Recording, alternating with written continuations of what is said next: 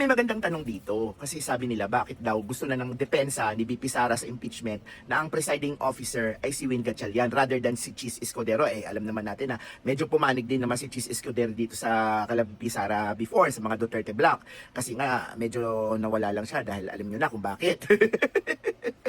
Na sinasabi niya para daw sa pagpapatuloy ng Senado, ganyan. Pero guys, singit ko ha, klaro ko lang, hindi pinili ng defense si Win Gatchalian. Pero hindi rin naman sila nag-against kay Win Gatchalian. So, ang thinking natin dyan is, okay na rin sa kanila si Win Gatchalian. Hindi, kasi ganito yun.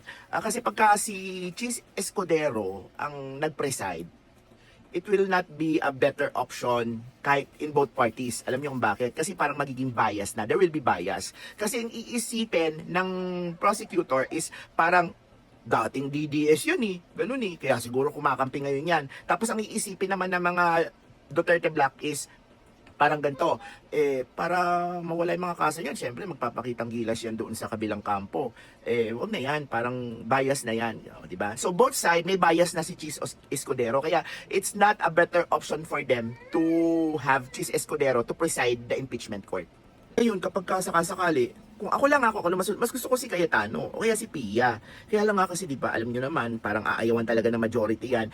Kasi, iba pa rin talaga yung abogado ang magpe-preside dyan kasi naiintindihan niya Ngayon, pag nagsalita yung prosecution na abogado, nagsalita yung defense na abogado, hindi siya magmumukhang something dyan sa na parang, ha?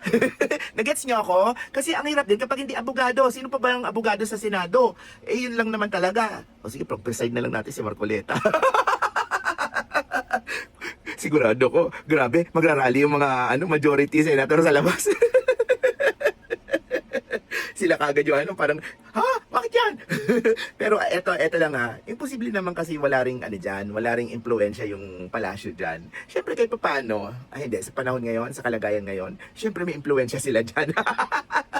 Pero as much as possible, kung ako lang ang masusunod, gusto ko abogado ang mag-preside.